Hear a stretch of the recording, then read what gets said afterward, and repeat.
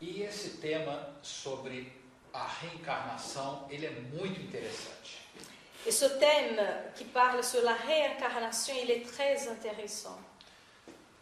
Vocês vão começar a entender que é como se fosse uma grande novela, não sei como se diz novela histórica. Vous allez commencer à comprendre que ce thème, il nous donne l'idée d'un très grand feuilleton historique. Porque, de uma maneira geral, as religiões cristãs tradicionais não aceitam a reencarnação. Parce que d'une manière générale, les religions chrétiennes, elles n'acceptent pas ce thème réincarnation. E há uma reação muito grande quando se fala sobre a reencarnação para os católicos, os evangélicos e as religiões tradicionais. Il y a une réaction très grande quand on parle de ce thème aux évangéliques, aux chrétiens, dans d'autres religions traditionnelles chrétiennes. O que vocês vão ver aqui durante essa apresentação são fatos históricos. Ce que vous allez voir ici dans cette présentation, ce seront des faits historiques. Não é invenção do Humberto. Ce n'est pas mon invention, l'invention de Umberto. É a pura verdade histórica. C'est la vérité historique, pesquisada em vários livros, recherchée dans plusieurs livres, aonde eu tive a oportunidade de comprar mais de 20 livros que tratam sobre o assunto.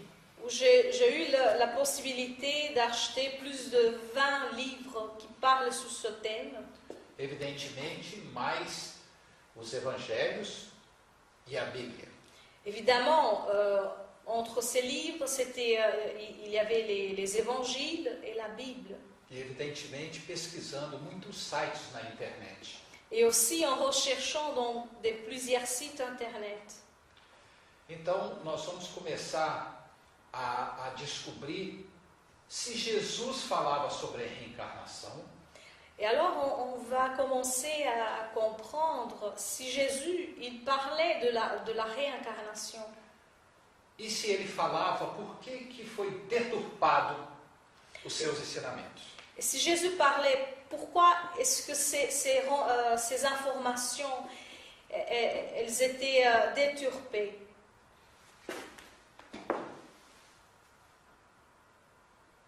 Nós vamos então falar sobre a Bíblia, o Novo Testamento, os argumentos das religiões contra a reencarnação.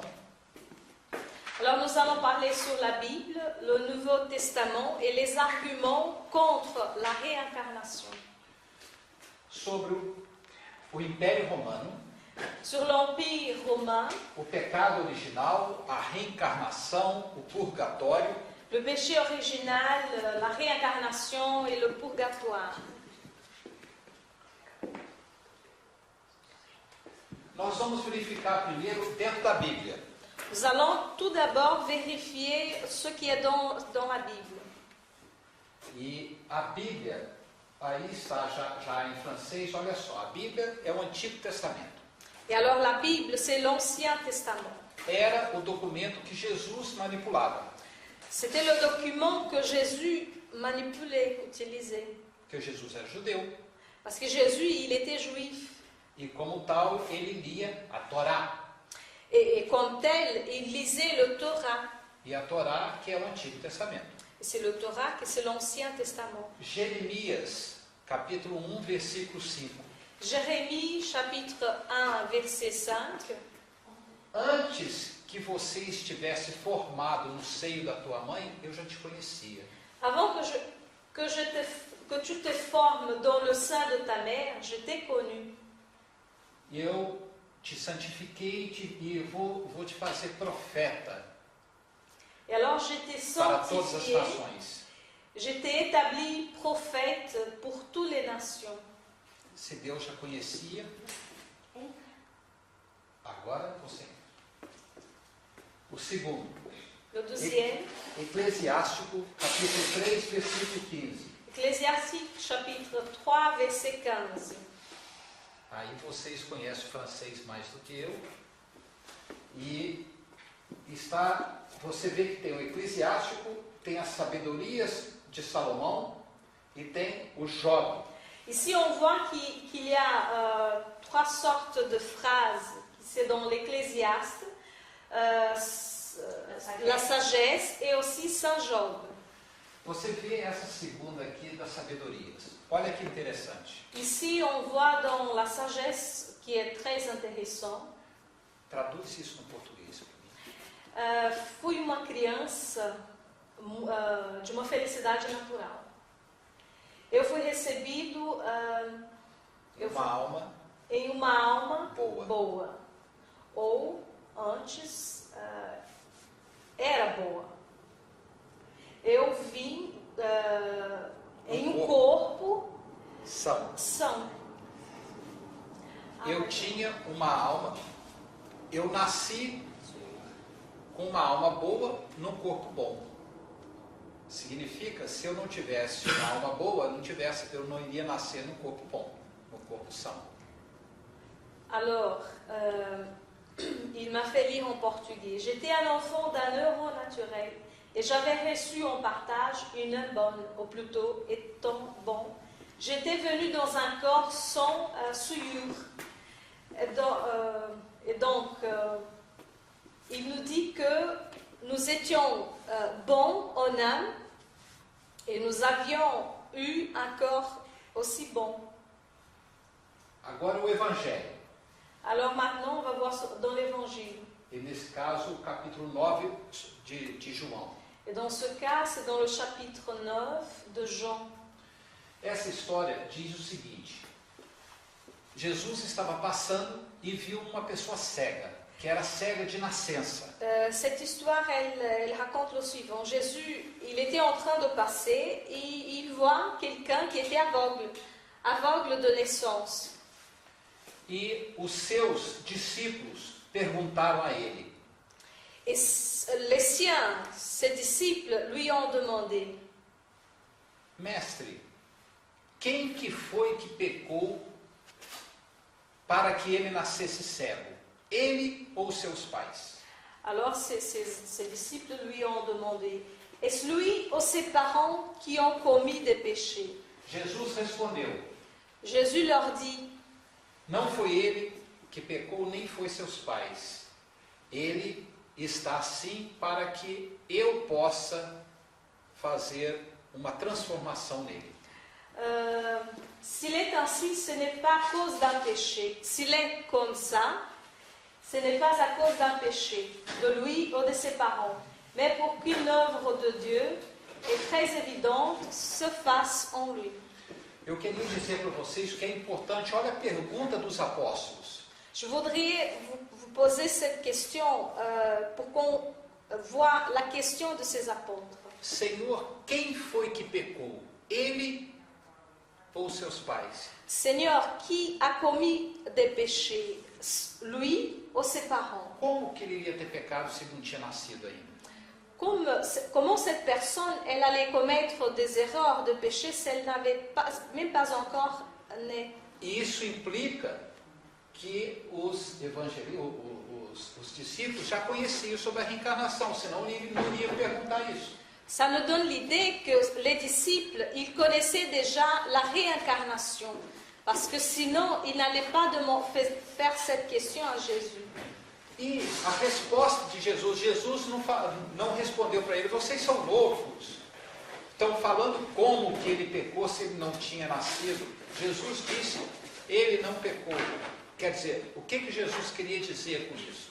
Na resposta de Jesus, Jesus não recriminou os apóstolos com a pergunta que eles fizeram. Alors Jésus ne les a pas dit vous êtes des fous en me posant cette question. Jésus, il était naturel quand il les a répondu. Donc il a dit non, c'est comme ça, il n'a pas commis de péché, ses parents n'ont pas commis de péché.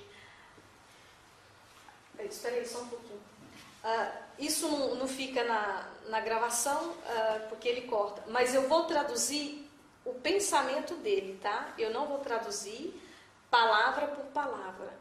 Je vais traduire ce qu'il veut dire, l'essence des paroles, et ne pas parole par parole. No Evangelho segundo Mateus, nesse capítulo que está aí, está dizendo uma coisa muito interessante. Jesus pergunta. Dans l'évangile selon Matthieu, dans ce chapitre 16, Jésus il pose une question. Quem que o povo diz quem eu sou? D'après les gens, qui suis-je? E Jesus, ele responde, uns dizem que você é João Batista, outros dizem que você é Elias, e outros Jeremias. Essas pessoas todas já tinham desencarnado. Et alors il répondit. Séculos atrás. Alors les apôtres, ils répondirent, pour les uns tu es Jean-Baptiste, pour d'autres Élie, pour d'autres encore Jérémie, ou l'un des prophètes, mais tous ces gens-là, ils étaient déjà désincarnés des siècles et des siècles en arrière. Então significa que as pessoas falavam da reencarnação, porque Jesus seria a reencarnação dessas pessoas. Alors on croit que Jésus voulait dire qu'il parlait de la réincarnation, ou sinon Jésus serait l'une de ces personnes-là. Os apóstolos perguntaram, outro evangelho, capítulo 9 do Marcos. Les apôtres, alors, ils ont posé une autre question dans un autre évangile, maintenant c'est selon Marc. Por que Elias teria que vir primeiro, antes de você? Porque os escribas disseram que Elias teria que vir primeiro. Alors, ils ont posé la question, pourquoi les scribes disaient-ils qu'il faut qu'Élie vienne premièrement avant toi, avant Jésus? Jesus disse, Elias já veio, só que vocês não o reconheceram. Alors Jésus les ont répondu, Élie, il est déjà venu, mais vous ne l'avez pas reconnu. E os apóstolos entenderam que ele estava falando de João Batista. Et alors les apôtres, ils ont compris que Jésus parlait de Jean-Baptiste, Que era contemporâneo de Jesus. qui vivait dans la même époque que Jésus, contemporain. Jean, o capítulo 3, versículo de 1 a 12. Donc Jean, chapitre 3, versets de 1 à 12. E foi o Nicodemos, dos grandes chefes dos judeus, que foi falar com Jesus. Et alors c'était Nicodème, un des grands chefs des Juifs, qui a été parler avec Jésus. E ele perguntou para Jesus, o que podemos fazer para ir para o reino dos céus? Alors Nicodème a posé la question à Jésus, qu'est-ce qu'on peut faire pour entrer dans le royaume de Dieu? Jesus disse, em verdade vos digo, que quem não nascer de novo, não pode ir no reino dos céus. Alors la réponse c'était, en vérité, je te le dis, si un homme ne naît de nouveau, il ne peut voir le royaume de Dieu. Okay? E Jesus continua explicado, quem não nascer da água e do Espírito não pode entrar no reino de Deus. Jésus continue la réponse. Si un homme ne naît d'eau et d'esprit, il ne peut entrer dans le royaume de Dieu. Não se assuste de eu te dizer que você tem que nascer de novo. Et ne t'étonne pas que je t'ai dit, il faut que vous naissiez de nouveau. Bom, agora, isso aí tem mais outros, tá? Mas nós não vamos entrar. Vamos entrar agora num ponto muito interessante, quais os argumentos das igrejas contra a reencarnação. Alors il y a d'autres phrases qu'on peut parler, mais on ne va pas parler de ça maintenant. Maintenant on va entrer dans les arguments des églises chrétiennes traditionnelles contre le thème réincarnation. Tem duas passagens que as igrejas dizem que Jesus negou a reencarnação. Il y a deux passages que les églises ont nié que Jésus ne parlait pas du thème réincarnation. A primeira é o Evangelho de São Lucas. Le premier, c'était dans l'évangile selon Luc, a respeito do bom ladrão. au sujet du bon voleur. E o segundo argumento é a carta de Paulo a Tito. Alors le deuxième, c'était la lettre de Paul à Tite. Vamos ver o Evangelho segundo Lucas. On va voir maintenant l'évangile selon Luc. Jesus, todo mundo sabe dessa história. Donc tout le monde connaît cette histoire sur Jésus. Jesus estava crucificado e tinha um ladrão do lado esquerdo e outro ladrão do lado direito. Alors Jésus, il était en train d'être crucifié, alors il y avait un voleur à droite, un voleur à gauche. E um deles começou a reclamar de Jesus, reclamar da vida que estava morrendo. Et alors un de ces personnes, ils ont commencé à rouspéter autour de ce qu'ils vivaient. E o outro disse, não, ele não está culpado de nada, nós temos responsabilidade pelo que nós fizemos. L'un de ces deux, il a dit, non, lui, il n'est coupable de rien. Nous deux, oui, nous, on est des coupables. E ele disse, Senhor, lembre-se de mim quando você chegar no reino dos céus. Alors, il dit à Jésus, Seigneur, souviens-toi de moi quand tu viendras dans ton règne. E Jesus respondeu, Et Jésus lui répond, em verdade eu te digo que hoje você estará comigo no paraíso. je te le dis en vérité, aujourd'hui tu seras avec moi dans le paradis. Então, se Jesus disse isso, a reencarnação não existe. Alors, si Jésus a dit ça, la réincarnation, elle n'existe pas. Então, a resposta de Jesus é utilizada para negar a reencarnação. Alors, la réponse de Jésus, il est toujours utilisé pour nier le thème de la réincarnation. Vocês vejam que tem uma vírgula aqui. Né? Alors, ici, on voit qu'il y a une virgule. Pode passar. Primeira pergunta. Realmente se passou isso? Première question, est-ce qu'il se passait ça réellement, ce fait, est-ce qu'il est vraiment passé? Há 4 evangelhos. Donc il y a 4 évangiles. 3 não falam nada sobre o tema. 3 ne parlent rien sur le thème. Somente Lucas o fala.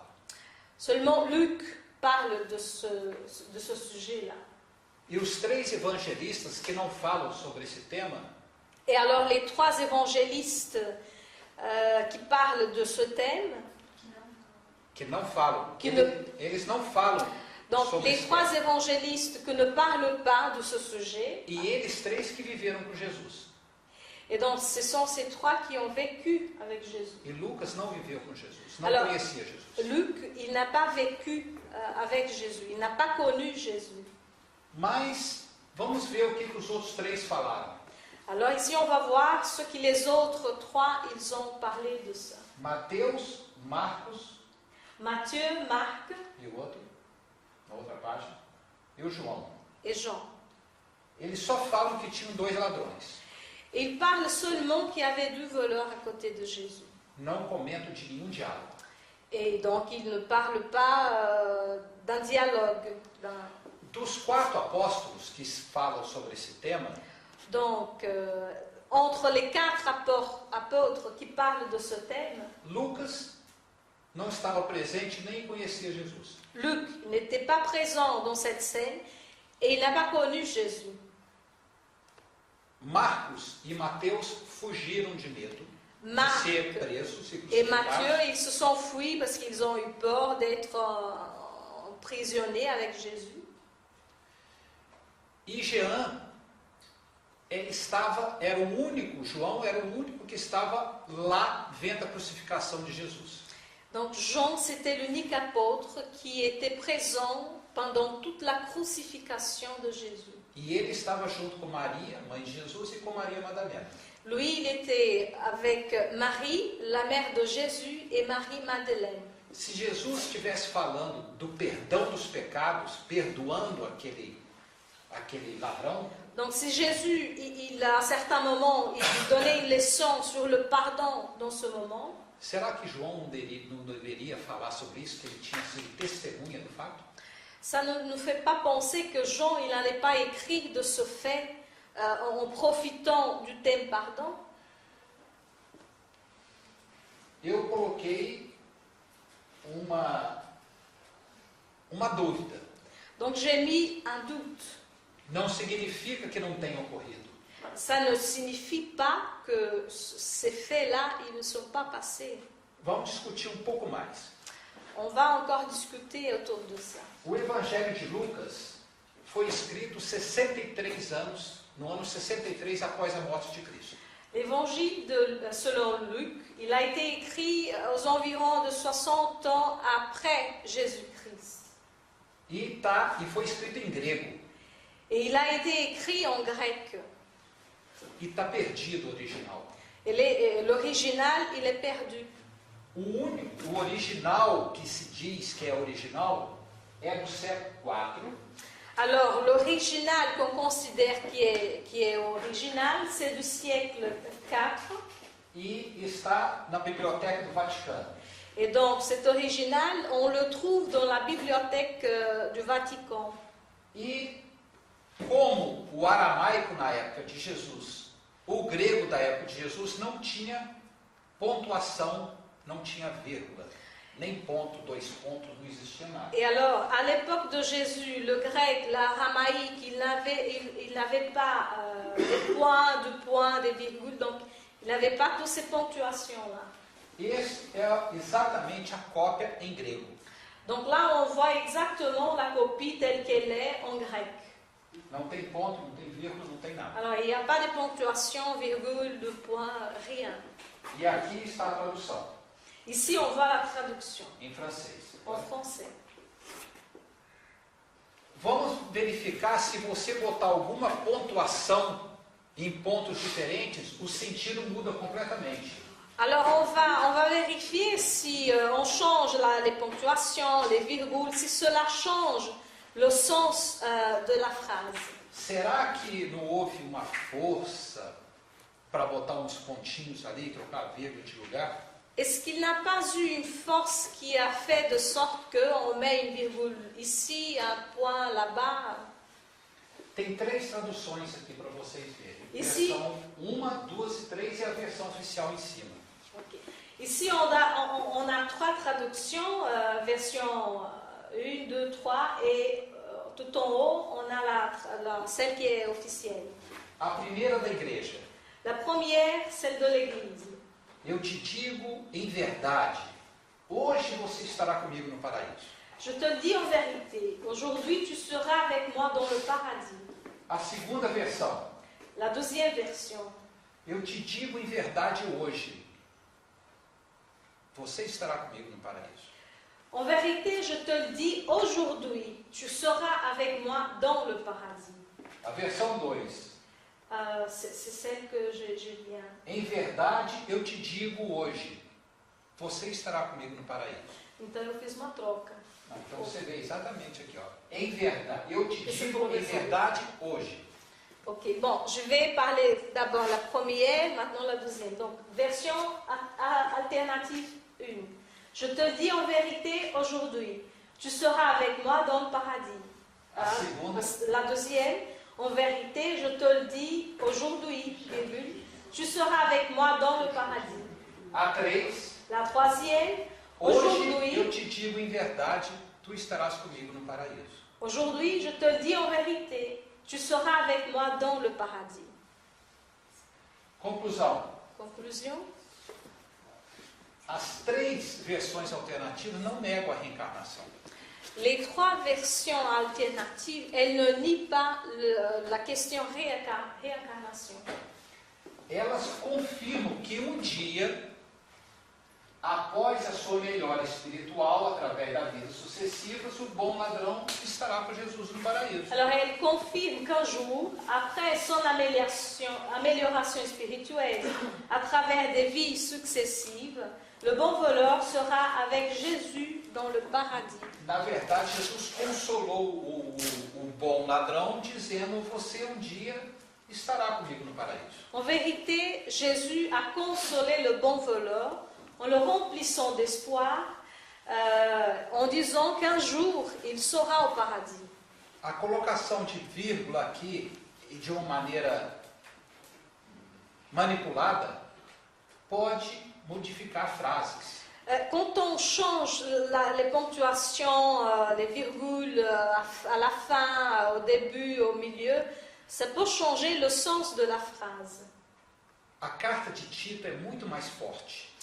La lettre de Tite est beaucoup plus forte. Essa em cima é a tradução oficial do francês. Ici, tout en haut, c'est la traduction officielle en français, Que está dizendo que vocês serão salvos, nós seremos salvos, vocês serão salvos, não por causa das obras de justiça, mas segundo a misericórdia, pelo batismo da regeneração e pela renovação do Santo Espírito, do Espírito Santo. Donc, ici, il nous a sauvés, ou nous serons sauvés, non à cause des œuvres de justice que nous aurions faites, mais selon sa miséricorde, par le baptême de la régénération et du renouvellement du Saint-Esprit. Palavras aqui: batismo, regeneração, renovação do Espírito Santo. Les mots baptême, régénération, renouvellement du Saint-Esprit. Letra maiúscula. Donc les lettres sont en majuscules. Aqui está o original grego. En bas, on voit l'originel grec. Volta para mim. Só quero pegar para cima aqui. Ó. Page. Aí em cima. Aqui. Olha essa, o original grego. Em nenhum momento tem Espírito Santo em letra maiúscula. Alors ici, dans l'originel grec, on ne voit pas Saint-Esprit en lettres majuscules. Tudo é da mesma letra. On voit tous dans la même lettre. E tem uma palavra aqui. Il y a un mot là, en rouge. Essa palavra traduzida é palingênese. Ce mot traduit, on l'appelle palygénèse. E palingênese significa Palygénèse, cela veut dire reencarnação. réincarnation. Se você pegar qualquer dicionário, Si on prend un dictionnaire quelconque, o palingênese é reencarnação. donc le mot palygénèse, c'est réincarnation. E a tradução mais correta Alors la traduction la plus correcte seria: vocês serão salvos através da limpeza da reencarnação e pela renovação de um Espírito Santo, de um Santo Espírito. Isso aqui deveria estar em letra minúscula. Né? Alors, ce serait le plus correct. Nous serons sauvés par le nettoyage de la réincarnation et par le renouvellement d'un Saint-Esprit. Donc, Saint-Esprit, ça devait être en lettres minuscules. Vocês estão entendendo? Isso é extremamente importante. A tradução foi totalmente manipulada. Alors vous comprenez, ça c'est très important. Les traductions, elles étaient complètement manipulées Para colocar a palavra batismo pour mettre le mot baptême e para colocar Espírito Santo et pour mettre le mot Saint-Esprit em letra maiúscula, como se fosse uma entidade. avec des lettres majuscules, comme si c'était des entités. Porque, na verdade, essa é a tradução correta. Parce qu'en vérité, ici nous avons la traduction correcte. Então, a igreja manipulou. As Alors, traduções foram manipuladas. les traductions, elles ont été manipulées. E aqui é do Espírito Santo, não é o Espírito Santo, não é de o Espírito Santo. Né? É de um Espírito santificado. Alors, tout en bas, nous voyons que c'est pas d'un Saint-Esprit, c'est deux plus un Saint-Esprit. Donc cela donne l'idée de quelqu'un plus purifié, plus évolué. Essa é a conclusão.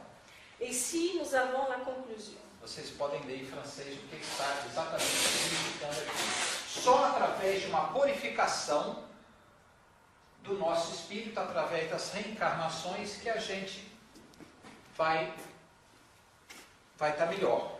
Né? Alors ici, nous avons la conclusion en français. Et seulement à travers une purification de notre esprit, à travers les réincarnations, que nous serons prêts. Pode passar.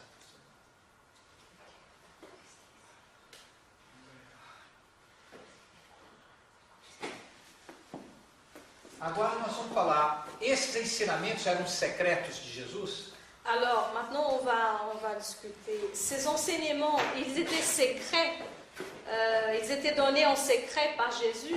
Paulo, as cartas de Paulo, né? Alors, as epístolas de Paulo, dans les épîtres, les lettres de Paul, ele dizia de ensinamentos que eram dados a espíritos mais maduros e para espíritos menos maduros. Alors Paul, il disait, il relatait qu'il y avait des enseignements qui ont été passés par des esprits un peu plus mûrs et par d'autres esprits qui n'étaient pas encore très mûrs. Aqui há uma cópia do que Paulo escreveu em francês. Ici, nous avons une copie de ce que Paul avait dit sur cela. E ele fala o seguinte, que vocês, a maioria do povo, necessita de leite. Et Paul, como criancinha. Il dit não pode comida sólida. Et alors Paul, il dit que la plupart des gens ont besoin du lait, comme une nourriture un peu plus liquide, facile à digérer. Et pas solide. C'est pas tout le monde qui sait avoir des nourritures solides, un peu. Olha o 14 aqui. Alors ici, on voit dans le verset 14. Que ele diz que a comida sólida é para pessoas já mais maduras.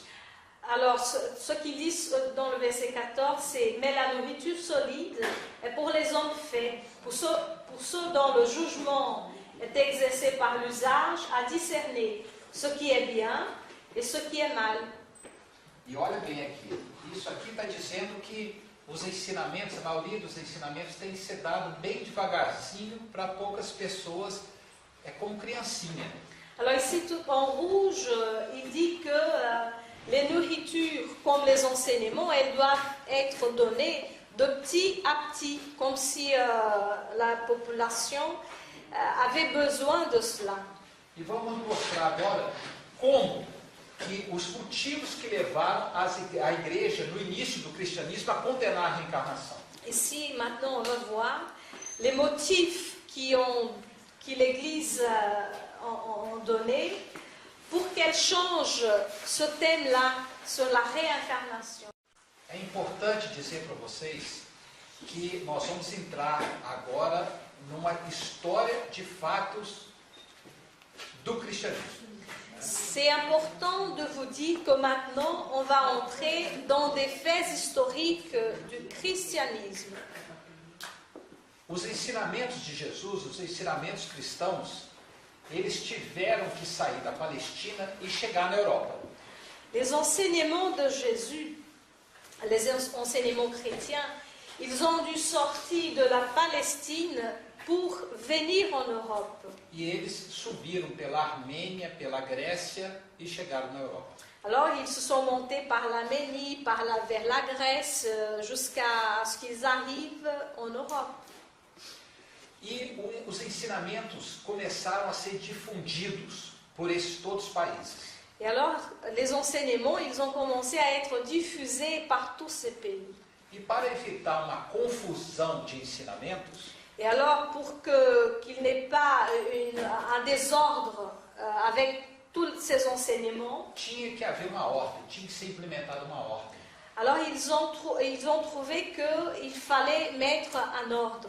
E teve que ser implementada uma hierarquia Et alors une hiérarchie a dû être établie à para as cause. pessoas seguirem uma hierarquia, né? Seguirem quem manda. Et alors comme ça, les gens, ils allaient obéir à une telle hiérarchie.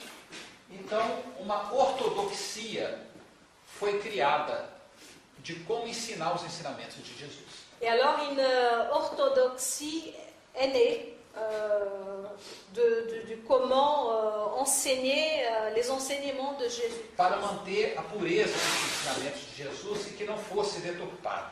Pour maintenir la pureté des enseignements de Jésus et que le message ne se déturpe pas. E com o passar dos anos, a morte dos primeiros cristãos, os líderes das gerações, da segunda e terceira geração, começou a se espalhar diferentes versões dos ensinamentos de Jesus. Alors au long des années, avec la mort des premiers apôtres et des leaders de la deuxième, troisième génération, des nouvelles idées ou des nouvelles interprétations de ces enseignements ont commencé à se propager en fonction de la diversité des traditions orales et écrites de ce que Jésus avait dit. Desses ensinamentos que estavam começando a chegar era que Jesus não tinha sido um ser humano normal. Alors un de ces nouveaux enseignements qui commençait à se diffuser, c'était que Jésus n'était pas un être humain normal. E que Jesus, na verdade, era um Deus encarnado ou era o próprio Filho de Deus. Alors que Jésus était un Dieu incarné ou le propre Fils de Dieu. É importante dizer, até o ano 300 e pouco, Jesus era uma pessoa de carne e osso. C'est très important de dire que jusqu'à l'année de 300 après Jésus, Jésus était considéré un homme de chair et os. Uma pessoa extremamente especial, Une personne extrêmement spéciale, mais um homem. mais toujours un homme. Mas a partir do século 4, 3, 4, começou a se espalhar que Jesus tinha sido uma pessoa, era o próprio Deus encarnado. Et alors, à partir du 3e, 4e siècle, il y a eu une idée que Jésus, c'était le propre Dieu incarné. E dos novos ensinamentos dizia que não havia necessidade de reencarnar para poder ir para o reino dos céus, mas somente acreditar em Jesus era o suficiente. Alors, une de ces nouvelles interprétations disait qu'il n'y avait pas le besoin de se réincarner pour monter au ciel, mais aussi seulement la foi en Jésus serait suffisante. Então, quem guardava os ensinamentos de Jesus era a igreja nascente. Alors, qui gardait les enseignements de Jésus, c'était l'Église naissante. E era essa igreja que podia resguardar se a pessoa ia para o céu ou não. Iria para o céu ou não. Alors, c'était cette Église qui pouvait juger si telle personne allait au ciel ou si telle personne elle allait aux enfers. E esta ortodoxia desses ensinamentos começou a ganhar poderes políticos. Alors cette orthodoxie de tous ces enseignements, elle a commencé à se diffuser et à gagner de nouveaux adeptes. E esse novo poder da igreja iniciante começou a verificar que o ensinamento sobre a reencarnação podia botar em xeque o poder da igreja. Alors, ces nouveaux renseignements donnaient aussi des pouvoirs.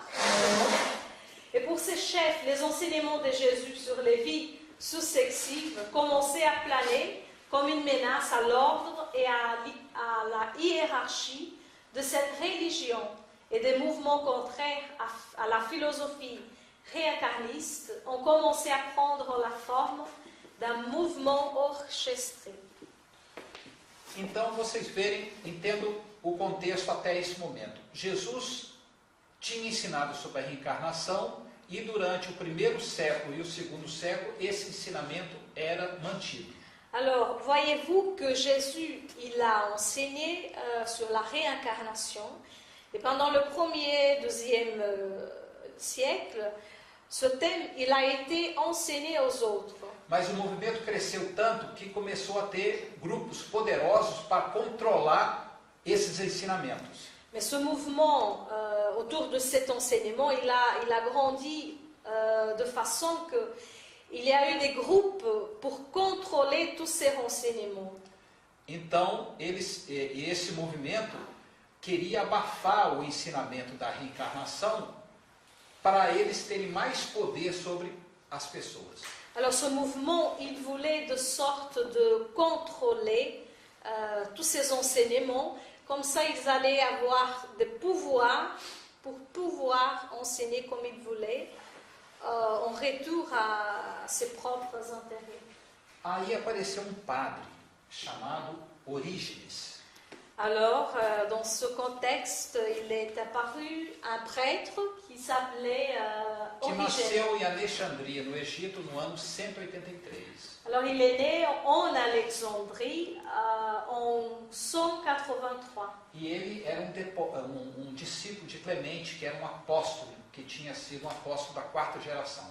Alors, Origène était un disciple de Clément qui appartenait à la 3e génération des chrétiens. E Orígenes começou a escrever vários livros e vários ensinamentos para restabelecer os ensinamentos de Jesus. Alors, Origène, il a commencé à écrire des livres pour rétablir ces renseignements de Jésus qui commençaient à se changer.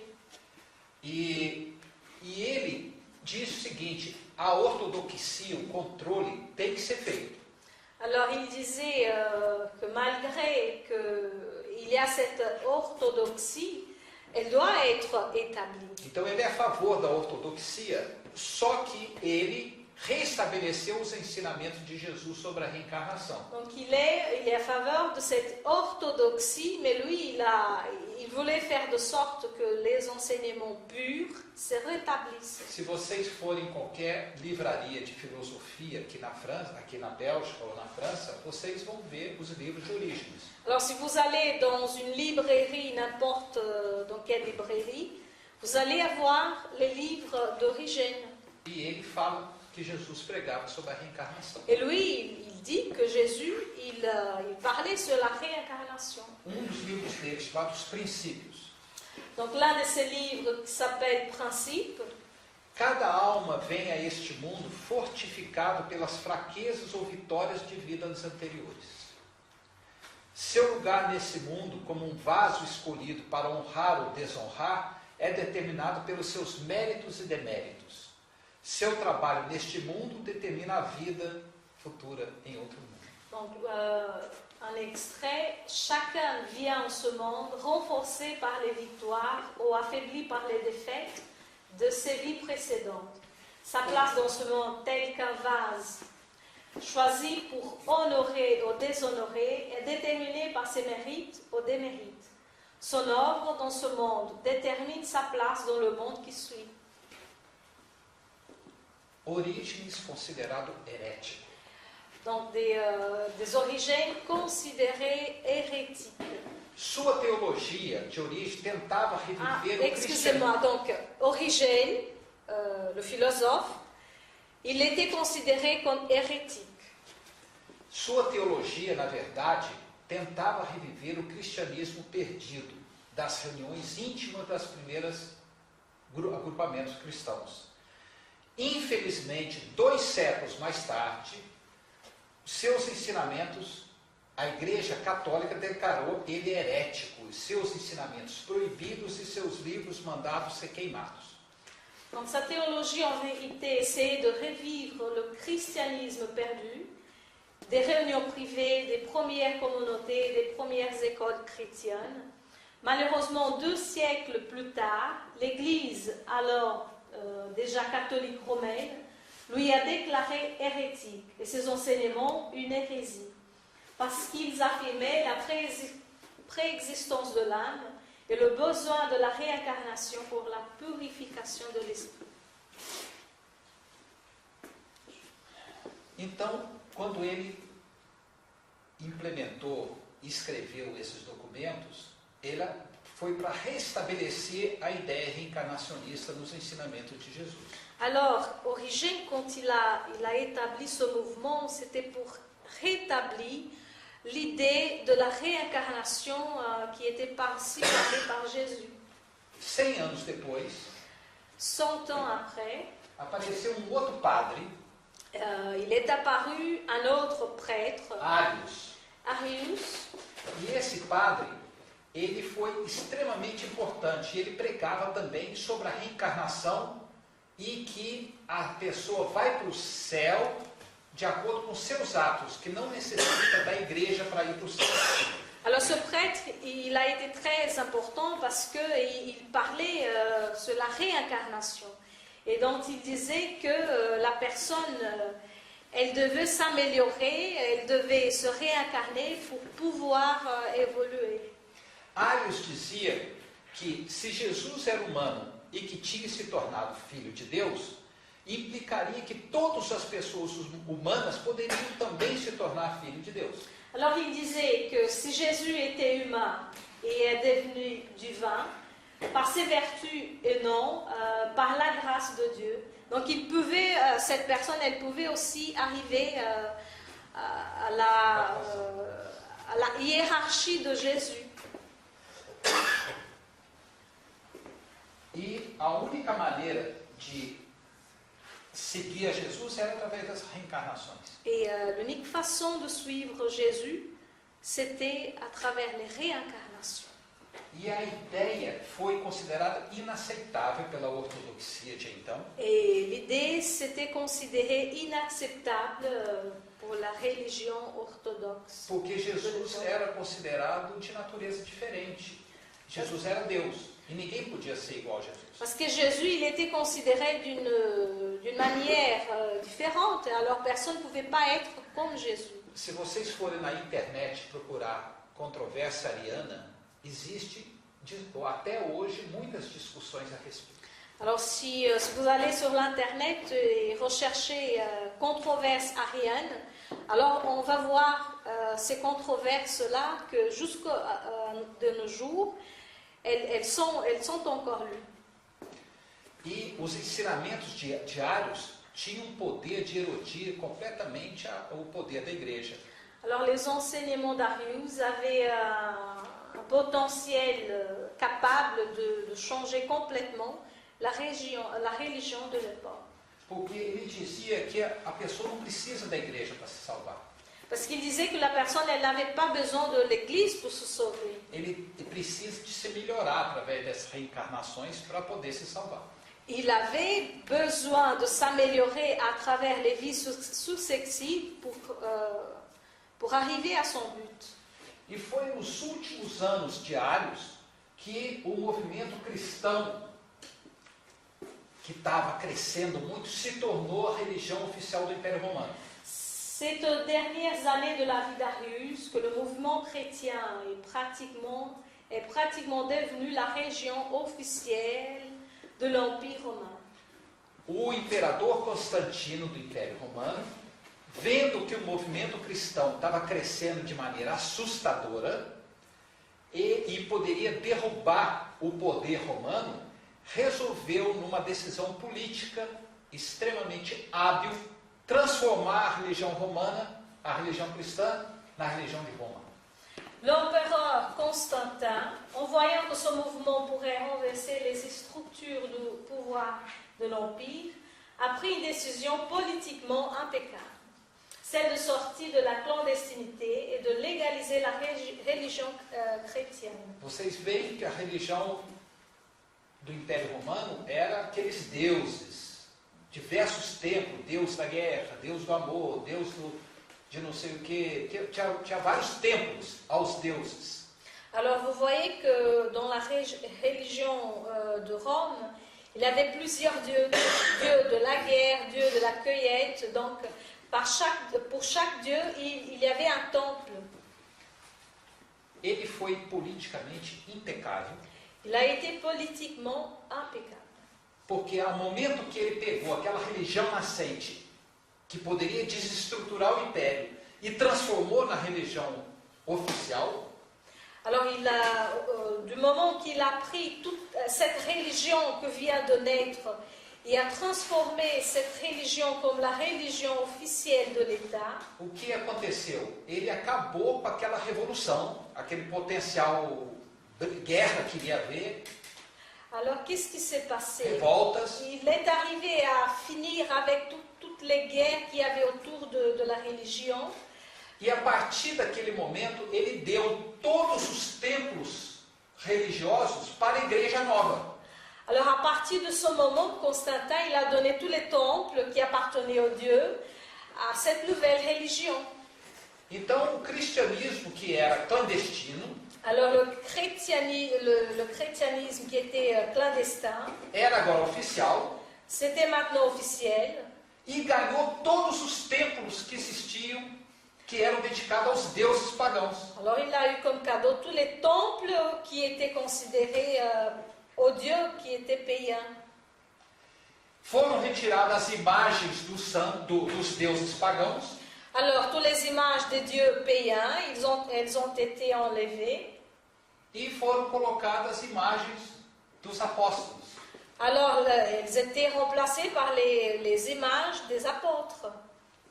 E o Constantino exigiu Et alors Constantin, il exige à ce moment-là que o nome da igreja fosse Religião Universal Romana. Il a exigé que le nom de cette religion était la religion universelle romaine. A palavra em grego universal Le mot en grec universel, é católico. ça veut dire catholique. Então, a Igreja Universal Romana é a Igreja Católica Romana. Alors, l'église universelle romaine, c'est l'église catholique romaine. Contudo, com um preço extremamente alto. Mais alors, avec un prix extrêmement haut. As decisões principais dessa igreja ficavam com o imperador. Les décisions les plus importantes de cette église, c'était l'empereur qui prenait. E o imperador é quem indicava o papa dessa igreja. Et alors, c'était l'empereur qui indiquait le pape de cette église. Podemos assim dizer que o cristianismo humilde dos tempos de Jesus foi substituído por uma igreja extremamente luxuosa. Nous pouvons ainsi dire que le christianisme des premières années a été remplacé par une église très luxueuse, Poderosa, cheia de ostentação, très puissante, avec des ostentations. e o rigor dessa ortodoxia fez com que fosse abafado os ensinamentos de Jesus. La rigueur de l'orthodoxie a étouffé les enseignements d'amour et de charité. E uma religião cheia de sede de poder começou a chegar. Et une religion pleine en soif a commencé à régner. Vocês estão entendendo como a igreja apareceu, a igreja católica, como começamos hoje, como conhecemos hoje, ela chegou? Vous avez bien compris, l'Église catholique, d'après notre exposé, comment est-ce son chemin est passé, comment est-ce qu'elle est arrivée à se faire telle qu'elle est? Existia a religião cristã, aquele movimento cristão que estava crescendo enormemente, abalando os poderes do Império Romano. Il existait la religion chrétienne qui commençait à trembler le pouvoir romain. E aí, o imperador Constantino decidiu, em vez de brigar com o inimigo, vamos aliar com o inimigo. Alors l'empereur Constantin, il a décidé, à la place de bagarrer avec notre ennemi, on va s'allier avec notre ennemi. E transformou o cristianismo na religião oficial. Alors il a transformé le vrai christianisme dans la religion officielle de l'État. Todos os templos pagãos foram entregues para a igreja. Tous les temples païens, ils ont été donnés à l'Église. E aí começou a religião católica como conhecemos. Et alors à ce moment, il a commencé la religion catholique telle qu'on la connaît. Mas os ensinamentos diários e de Orígenes estavam no seio desse catolicismo iniciante. Mais les enseignements d'Arius étaient encore au sein de ce catholicisme débutant. Então existia ainda a ideia da reencarnação nesta igreja. Alors il existait encore l'idée de la réincarnation dans cette église. Os representantes dessa igreja nova, católica, Les représentants de cette église nouvelle catholique explicaram ao imperador Constantino que os pilares dessa igreja tinham que ser feitos em bases sólidas e que os ensinamentos que não eram tão sólidas, contrários, heréticos, tinham que ser banidos, destruídos. Les représentants les plus haut placés de cette religion ont expliqué à l'empereur Constantin que les piliers de l'église naissante devraient être fixés sur des bases solides et que des enseignements et des documents bâtards, au contraire à cette orientation, devaient être considérés hérétiques et comme tels bannis et détruits.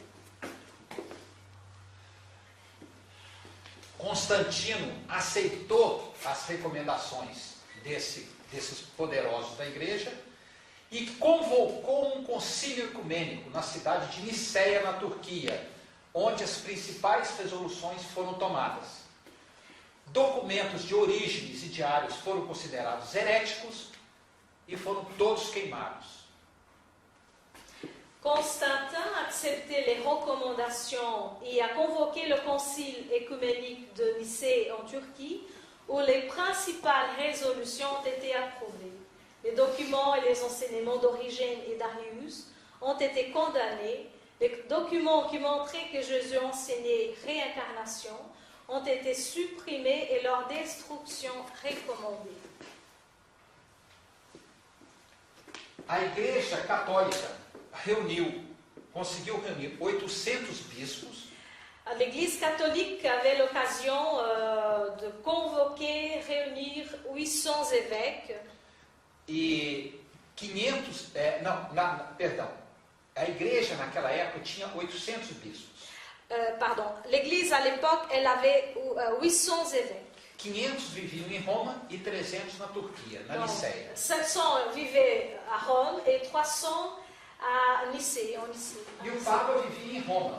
Le pape, il vivait à Rome. Mas o poder estava na Turquia, o imperador. Mais le pouvoir de l'empereur, c'était à Nicée. Extremamente importante, olha, com o receio de que os bispos de Roma, a maioria era contra, a maioria dos bispos de Roma eram a favor da reencarnação, eles eram contra. E aí, o que aconteceu? O imperador impediu a chegada dos bispos de Roma, para só ficar lá os bispos da Turquia. Craignant que les évêques de Rome, dont la plupart n'étaient pas contraires à la philosophie d'Origène et d'Arius, ça veut dire réincarnation, pouvaient interdire les résolutions des évêques de l'Est, l'empereur a empêché l'arrivée de ces évêques de Rome. En vérité, ni le pape a participé et seulement 6 évêques de Rome ont réussi à faire part de ce concile. Então existiam 800 bispos e somente 306 fizeram esse concílio. Alors il y avait 800 évêques et seulement 300 est arrivé à faire ce concile. E o Papa não pôde ir. Et le pape, il n'a pas pu y aller. O imperador Constantino não deixou. Alors l'empereur Constantin, il ne l'a pas laissé. As decisões do concílio. Ici, nous avons les décisions du concile. Jesus se tornou Deus. Jésus est devenu Dieu. Até então Jesus não era. Jusque-là, Jésus n'était pas Dieu, il était un homme, considéré un homme. Segundo, somente haviam 4 evangelhos. Deuxième, il existait seulement 4 évangiles. E os outros foram considerados heréticos, banidos, apócrifos. Les autres ont été bannis, considérés des apocryphes hérétiques. Existiam mais de 100 desses livros, desses evangelhos. Il existait à l'époque plus de 100 évangiles à l'époque. 4 só que foram escolhidos. Seulement 4 ont été choisis. Okay? Foi aprovado a prece do credo. Alors, la prière du credo était prouvée. E os ensinamentos de Arius e Orígenes foram considerados heréticos. Alors, les enseignements d'Arius et d'Origène ont été considérés hérétiques. A reencarnação foi banida. La réincarnation a été bannie. E o dogma do batismo foi implementado. Alors, le dogme du baptême a été établi dans l'Église. E dizendo que somente a Igreja Católica que pode levar as pessoas para o céu. Alors, il disait que seulement l'Église catholique peut amener la personne au ciel. Os documentos que foram banidos Les documents qui ont été bannis foram considerados os evangelhos apócrifos. ont été considérés les évangiles apocryphes. Ficaram desaparecidos por quase 2000 anos. Ils ont été perdus presque 2000 ans. Somente que alguns exemplares foram descobertos. Il y a seulement quelques exemplaires qui ont été découverts. São os chamados Codex de Nag Hammadi, Donc, ce sont ceux qu'on appelle codex de Nag Hammadi, ou os pergaminhos do Mar Morto. ou alors les parchemins de la mer morte. Isso é uma cópia deles. Ici, nous voyons une de ces copies. Apócrifo em grego significa secreto. Apocryphe en grec signifie secret. A igreja denominou todos os escritos sobre Jesus que discordavam da ortodoxia como ilegítimos. L'Église a appelé tous les écrits sur Jésus qui étaient en désaccord avec l'orthodoxie comme illégitimes E tinham que ser destruídos. et comme tels, ils devaient être détruits. Uma ordem imperial, uma ordem papal com a legalização do imperador foi dada e que todos os livros tinham que ser queimados e destruídos. Un ordre papal, avec la légalisation de l'empereur, a débuté et par des dizaines d'années, tous les livres qui ne s'encadraient pas dans l'orthodoxie devaient être détruits. E dos eventos mais importantes foi a destruição da Biblioteca de Alexandria. Et un des événements les plus importants dans ces actions sinistres a été la destruction de la bibliothèque d'Alexandrie, Através de incêndio provocado mandado pelo Papa. à travers un incendie provoqué par le pape. E quem comandou o incêndio na Biblioteca de Alexandria foi canonizado e hoje é santo da Igreja Católica. Et celui qui a provoqué cet incendie, il a été canonisé et aujourd'hui il est considéré comme un saint par l'Église. Mas alguns monges, desafiando o poder da Igreja e do Império Romano, escreveram esses ensinamentos em pergaminhos, colocaram em vasos de barro e esconderam eles em cavernas. Mais quelques moines, en défiant le pouvoir de l'Église et de l'Empire romain, ont écrit ces enseignements dans des parchemins, en les plaçant dans des vases d'argile et ils les ont cachés dans des casernes. Alguns deles foram descobertos no Egito, no Vale de Nag Hammadi, em 1945, e outros na localidade de Corã, em Israel, em 11 cavernas, entre 1945 e 1956. E em 1970 o Evangelho de Judas foi descoberto e veio a público em 2006. Quelques-uns ont été découverts en Égypte, dans la ville de Nag Hammadi, en 1945, et d'autres dans la localité de Qumran, en Israël, dans 11 cavernes, pendant la période de 1945 et 1956. Récemment, en 1970, L'évangile de Judas a été découvert en Égypte et est venu à public en 2006, publié par le magazine National Geographic. Todos esses livros, que são chamados evangelhos apócrifos, mostram Jesus humano ensinando sobre a reencarnação. Mostram Maria Madalena como a futura líder da nova religião, e ela era considerada importantíssima entre os apóstolos de Jesus. Não existe nos evangelhos apócrifos nenhuma menção que Maria Madalena tinha sido uma prostituta. E há entre os apócrifos o evangelho de Maria Madalena. Tous ces livres montrent Jésus humain et parlant de la réincarnation. Ils montrent la facette de Marie-Madeleine comme la future chef de la nouvelle religion et comme elle était considérée très importante entre les apôtres de Jésus. Il a parmi les apocryphes l'évangile de Marie-Madeleine. Esses ensinamentos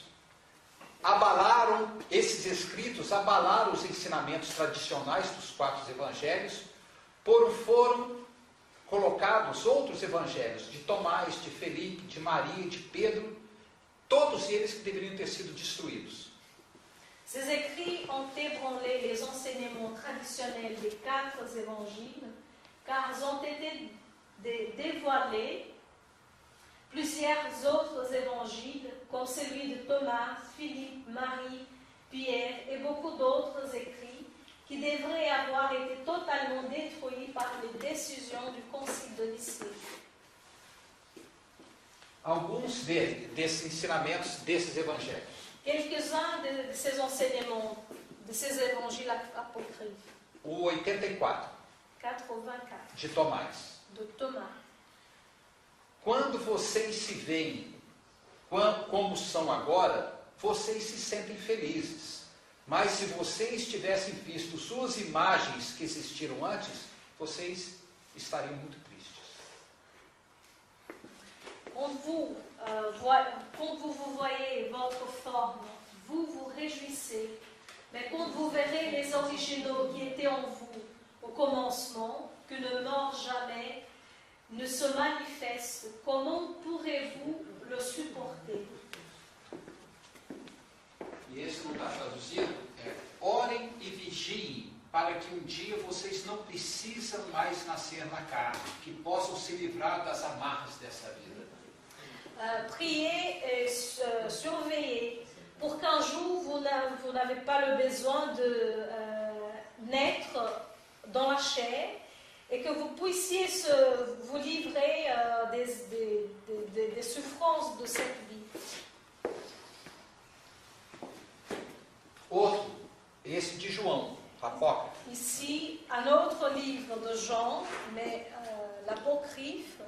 Todas as pessoas bebem da água do esquecimento e vivem no estado de ignorância. Algumas pessoas são capazes de sobrepujar a ignorância quando o Espírito que der vida descer em cada um deles. Essas almas serão salvas e se tornarão perfeitas, escapando do ciclo de nascer e renascer. Toutes les personnes boivent de l'eau et l'oublient et vivent dans l'état d'ignorance. Quelques personnes sont capables de vaincre l'ignorance quand l'esprit qui donne la vie descend dans chacune d'elles. Ces âmes seront sauvées et deviendront parfaites, en échappant du cycle de naître et renaître. Outra pergunta de Jean. Mestre, o que acontece com aqueles que não conseguem a salvação? Jesus responde: serão confinados ao esquecimento e jogados na prisão. Attends, je dois lire. Já foi? Non, eu tenho que ler. Então pode ir. Perdão, estava na frente. Donc ici, Jean, il écrit, c'est une question. Maître, qu'est-ce qui arrive avec ceux qui ne réussissent pas le salut? Jésus répond, ils seront confinés à l'oubli et mis dans la prison. E os ensinamentos secretos daquela época diziam que prisão significa novo corpo. Et les enseignements de cette époque-là disaient que prison signifiait un nouveau corps. Com essa releitura, fica fácil entender que Jesus respondeu que a pessoa vem com o esquecimento das vidas passadas e que através das reencarnações é o caminho da salvação. E assim é fácil de entender também o capítulo 5 de Marcos, de Mateus. Avec cette relecture, il est facile de comprendre que Jésus a répondu que l'oubli des vies passées à travers les réincarnations est le chemin du salut. Il est ainsi aussi facile de comprendre le passage suivant de Matthieu, chapitre 5, versets 25-26. Vocês têm que se reconciliar com o seu adversário enquanto vocês estiverem junto com ele, porque senão vocês serão jogados à prisão. Accorde-toi promptement avec ton adversaire pendant que tu es en chemin avec lui, de peur qu'il ne te livre au juge, que le juge te livre à l'officier de justice et que tu ne sois mis en prison. E eu te digo, de verdade, que não sairás de lá enquanto você não pagar o último centavo. Je te dis en vérité, tu ne sortiras pas de là que tu n'aies pas payé le dernier cadran. Porém, está faltando 1 ou 2 slides para a gente dar um intervalinho. Porém, não foi fácil estipar o conhecimento da filosofia reencarnacionista. Né? Nunca foi tão fácil fazer esse tipo de coisa, porque a igreja não tinha uma filosofia substituta. Néanmoins, cela n'a pas été facile d'extirper la connaissance de la foi des fidèles dans la philosophie réincarnationniste, car elle expliquait la cause de la souffrance humaine sur terre et était une preuve de la justice de Dieu. Sans cette foi, l'Église n'avait pas une philosophie pour remplacer et qui expliquait ces souffrances. Como inventar uma filosofia substituta e adequada? Comment inventer une nouvelle philosophie substitutive et ajustée? Porque a reencarnação explicava a causa do sofrimento humano. Parce que la réincarnation, elle expliquait la cause de la souffrance humaine. E não tinha nada para substituir. Et il n'avait rien pour remplacer cette...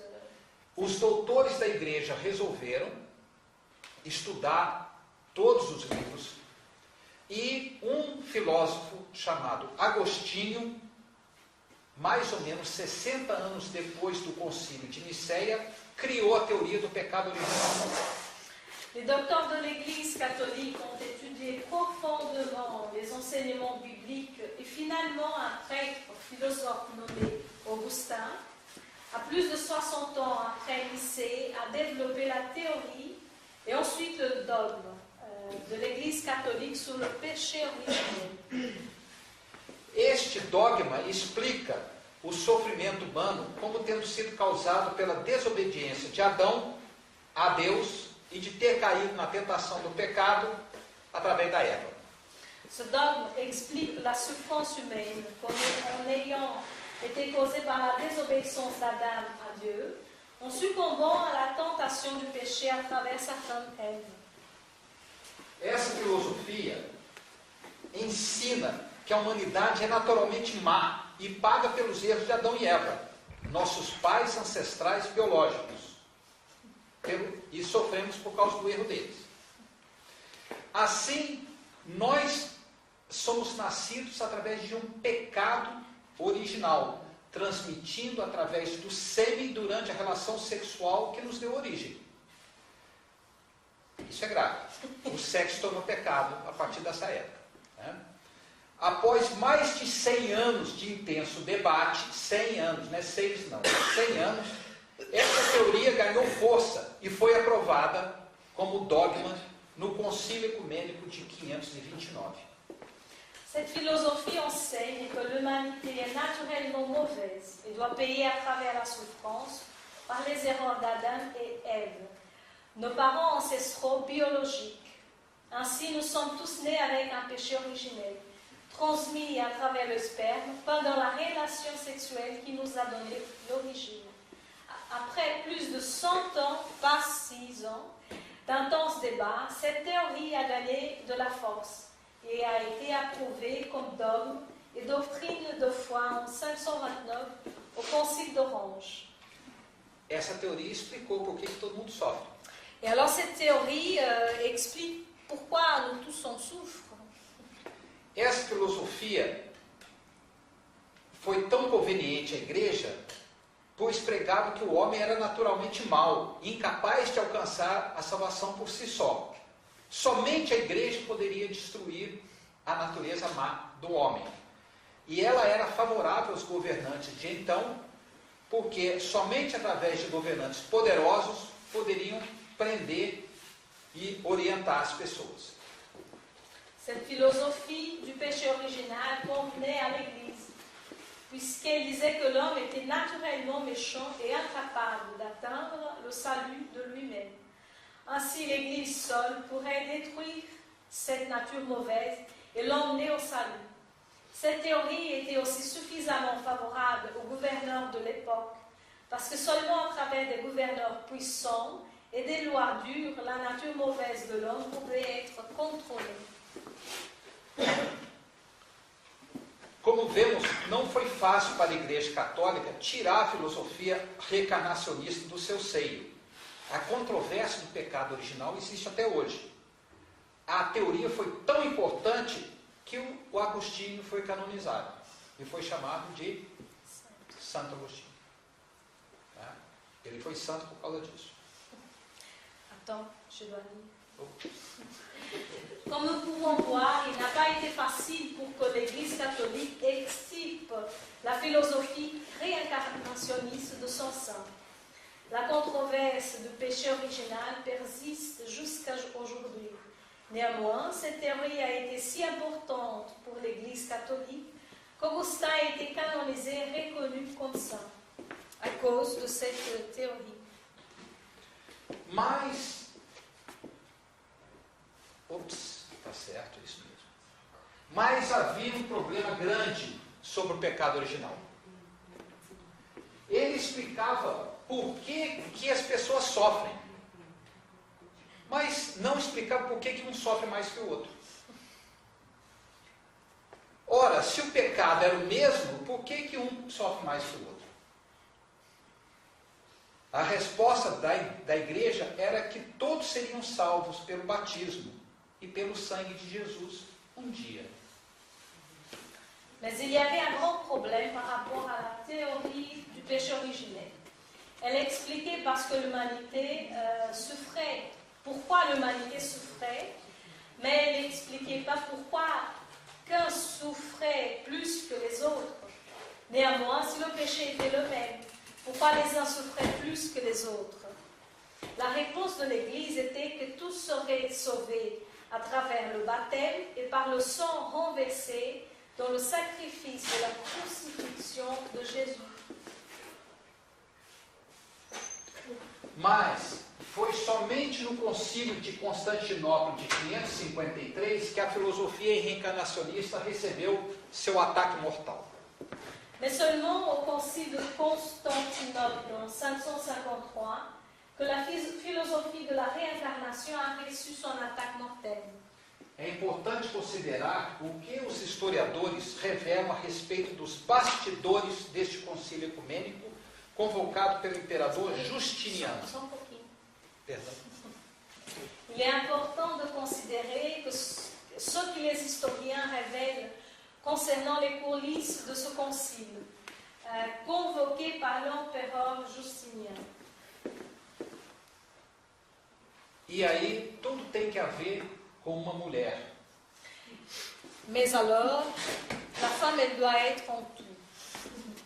Ela teve uma responsabilidade enorme em acabar com a filosofia reencarnacionista dentro da religião cristã. Donc elle a été de très grande importance parce que c'était à cause d'elle que la théorie de la réincarnation était bannie. Bannie tout d'un coup. A gente pode ter 10 minutos de intervalo? Sim, pode. Sim. Eu só queria dizer uma coisa para vocês, para ficar bastante claro. Et il voulait nous dire quelque chose pour que ça soit bien clair. Eu não sou contra de jeito nenhum e não sou crítico da Igreja Católica. Je ne suis pas contre d'aucune façon, je ne suis même pas critique de l'Église catholique. Eu estudei para padre, J'ai fait des études pour devenir prêtre, mas as minhas perguntas eram tais que os padres não respondiam. mais j'avais de telles questions que alors les prêtres ils ne savaient pas répondre. Que eles falaram que era melhor eu sair da igreja. Alors ils m'ont répondu que c'était mieux de sortir de l'Église. E eu tenho um respeito enorme, tenho muitos amigos padres, J'ai un très grand respect et j'ai des amis qui sont des prêtres. mas o que eu estou mostrando aqui são fatos históricos. Mais ce que je montre ici, ce sont des faits historiques. São fatos reais que ocorreram. Ce sont des faits réels qui se sont passés. Porque eu sempre questionei por que a igreja não aceitava a reencarnação. Parce que j'ai toujours posé des questions. Pourquoi l'Église n'accepte pas la réincarnation? E a resposta eu encontrei nas minhas pesquisas. Et la réponse, je les ai trouvées dans mes recherches. E por isso que eu estou mostrando isso para vocês. C'est par cela que je montre à vous. Ok? Vamos dar um intervalo, mas eu queria só dizer para vocês que essa mulher, poderosíssima, ela deu o golpe mortal na filosofia reencarnacionista. Nous allons faire une pause de 10 minutes, mais alors on va parler de cette femme. Elle a eu la capacité de donner le coup mortel sur ce thème réincarnation dans l'Église catholique. Vamos falar agora de uma personalidade fantástica. Nous allons parler d'une personnalité fantastique. É uma mulher que mudou os rumos da liberdade da mulher. C'était une femme qui a changé les moyens et la liberté de la femme. Essa mulher é a imperatriz Teodora, Cette femme, c'est l'impératrice Théodora. que ela é esposa do imperador Justiniano. Elle est l'épouse de l'empereur Justinien. Mas antes dela ser esposa do imperador, Mais avant qu'elle n'ait pas l'épouse de l'empereur, ela era uma prostituta. elle était une prostituée. Ela era belíssima, Elle était une femme très belle. ela trabalhava em circos Elle travaillait dans les cirques. e ela era considerada uma das mais famosas meretrizes e prostitutas de Istambul. Et elle était considérée une des plus belles et fameuses prostituées d'Istanbul. Istambul. O imperador Justiniano levou-a para a corte como cortesã. L'empereur Justinien l'a emmenée à sa cour d'abord comme sa maîtresse.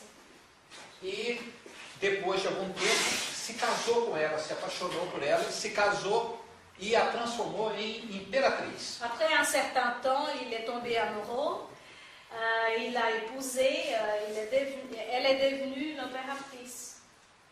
A história real mostra que ela era poderosíssima e, na verdade, estava por detrás de quase todas as decisões importantes de Estado, militares e religiosas. Donc Théodora était très très puissante et en vérité, elle était derrière presque toute décision importante d'État, y inclus militaire et religieuse.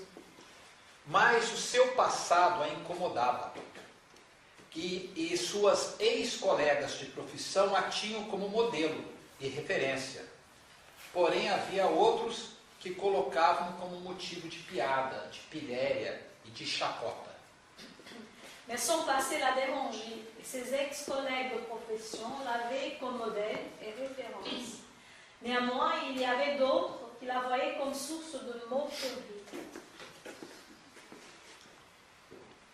Numa decisão impensada, naqueles momentos de total descontrole emocional, ela convenceu o seu marido, o imperador, com total apoio do clero de Constantinopla, a acabar com a prostituição na cidade e mandou matar mais de 500 prostitutas. Dans une décision non réfléchie quand elle n'avait pas le contrôle de ses émotions, elle a convaincu son mari, l'empereur, avec le soutien du clergé de Constantinople, à mettre une fin à la prostitution dans la ville et a ordonné d'arrêter et assassiner autour de 500 prostituées de la ville. Constantinopla é a atual Istambul.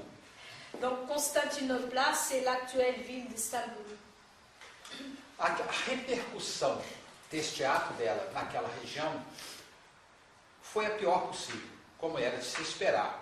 E as pessoas que estavam por morrer amaldiçoaram a imperatriz, dizendo que ela tinha que pagar em outras vidas a morte daquela toda multidão de pessoas, que ela não teria mais sossego nesta vida e em outras vidas.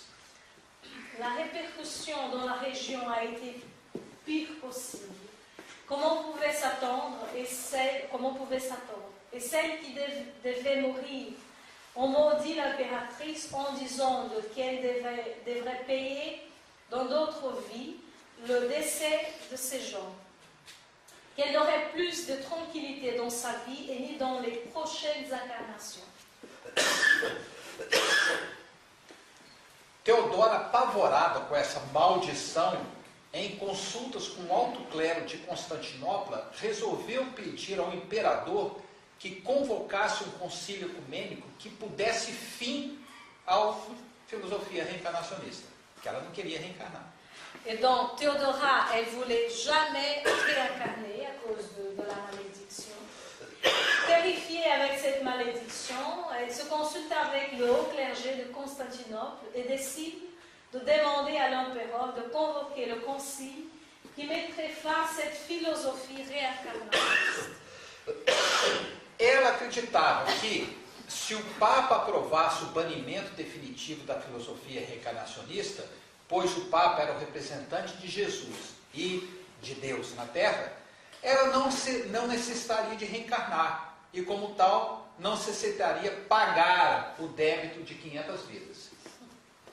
Elle croyait que si le pape approuvait le bannissement définitif de cette philosophie de la réincarnation, car le pape était le représentant de Jésus et par conséquent de Dieu sur la terre, elle n'aurait pas besoin de se réincarner et donc n'aurait pas besoin de payer le débit de ces 500 vies. A Igreja Católica do Oriente, com sede em Constantinopla, emitiu uma bula, que é uma instrução a ser seguida por todas as igrejas, de que os ensinamentos de reencarnacionista diários, Orígenes, deviam ser repudiados, mais uma vez, e que nenhum sacerdote deveria pregar sobre a reencarnação sob pena de heresia. L'Église catholique de l'Orient, avec siège à Constantinople, a émis une bulle qui est une instruction à être suivie par toutes les églises. Donc les enseignements réincarnationnistes d'Origène et d'Arius devaient être répudiés une fois de plus et qu'aucun prêtre devrait prêcher sur la réincarnation sous peine d'hérésie. Esta bula foi escrita no ano 543. Porém, em Roma haviam vários papas, vários importantes sacerdotes e bispos, inclusive o Papa Virgílio, que eram simpatizantes a Orígenes e Arius, reencarnacionistas. E com isso a bula da Igreja do Oriente não teve o efeito que se esperava. Cette bulle a été écrite en 543. Néanmoins, il y avait principalement à Rome plusieurs prêtres et évêques importants, et même le pape Virgile, qui étaient sympathisants aux enseignements d'Origène et d'Arius. Et pour cela, la bulle de l'Église de l'Orient n'a pas eu l'amplitude de l'effet désiré. A Igreja do Oriente convenceu ao imperador Justiniano de convocar assim um concílio ecumênico em Constantinopla, o que ocorreu 10 anos depois da emissão daquela bula. O poder da Igreja do Oriente era tão forte em sua influência com o imperador que nenhum bispo de Roma pôde viajar a Constantinopla. E o próprio Papa foi preso em Roma para não poder ir para Constantinopla. L'Église de l'Orient a convaincu l'empereur Justinien de convoquer le concile concile écuménique à Constantinople, ce qui s'est produit 10 ans après l'émission de la bulle papale en 553. Le pouvoir de l'Église de l'Orient était si fort et influent qu'aucun évêque de Rome a pu voyager à Constantinople, et même le pape Virgile lui-même a été empêché d'y participer. As decisões desse concílio foram tais que ratificaram as decisões do concílio de Nicéia, condenando qualquer ensino reencarnacionista de Orígenes e Arius. O Papa Virgílio não concordou com essa decisão e não deu sanção papal a essas decisões. Les décisions de ce concile ont été ratifiées. Les décisions du concile de Nicée, les décisions de ce concile ont ratifié les décisions du concile de Nicée en condamnant tout enseignement concernant Origène et Arius. Le pape Vigile n'a pas été d'accord avec cette décision et il n'a pas donné la sanction papale à ces décisions. As decisões só foram assinadas pelo próximo Papa, o Papa Pelágio, que foi indicado por Justiniano. Les décisions ont été signées seulement par le pontife suivant, le pape Pélage I, qui a été indiqué par Justinien.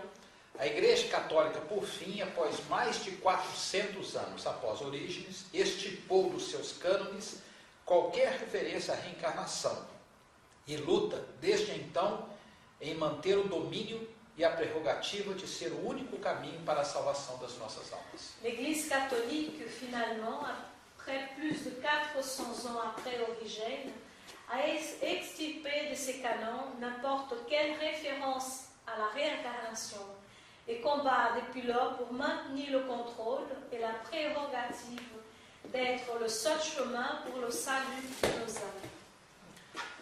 Apesar de ter vencido e conseguido com que a filosofia reencarnacionista fosse abolida da Igreja, Teodora nunca mais foi a mesma.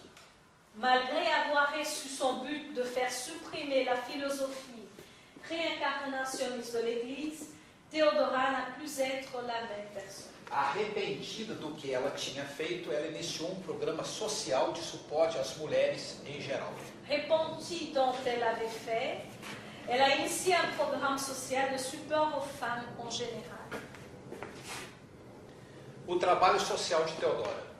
Le travail social de Théodora. A primeira lei de aborto que se conhece La première loi d'avortement qu'on connaît aboliu na lei de casamento o direito de bigamia para os homens, a supprimé dans la loi du mariage le droit de bigamie pour les maris, aboliu o castigo às adúltero ou à adúltera, a supprimé la punition à l'homme, aux femmes adultères, permitiu o casamento entre pessoas de distintas classes sociais, raças ou religiões, a permis le mariage entre des personnes de distinctes classes sociales, races ou religions, permitiu que a mulher pudesse se divorciar livremente, a permis le divorce pour les femmes, proibiu a prostituição forçada, a interdit la prostitution forcée, instaurou a pena de morte por violação ou estupro. a instauré la peine de mort par viol. Ela, em seus últimos anos de vida, abandonou a corte e foi viver num convento. Théodora, aux derniers 8 ans de sa vie, a abandonné la cour et est allée vivre dans un couvent. Foi canonizada pela Igreja Católica Cristã Ortodoxa e é conhecida como Santa Teodora. Elle a été canonisée par l'Église chrétienne orthodoxe et est connue comme Sainte Théodora. Joana de Ângeles diz: o bem que hoje se faz apaga o mal que ontem se fez. Joanna de Angelis dit le bien que s'est fait aujourd'hui efface le mal que s'est fait hier. Isso é extremamente importante. C'est extrêmement important. Não significa que ela mandou matar 500 pessoas, ela teria que sofrer o sofrimento de 500 vidas. Ça ne signifie pas que, comme elle a demandé de tuer 500 personnes, qu'elle devait punir 500 vies en réincarnant.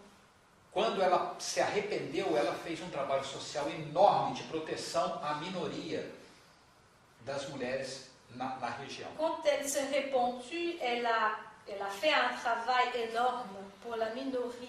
E ela, durante o tempo que ela ficou no convento, ela, com a sua influência, ela ajudou muito as minorias dentro de Istambul.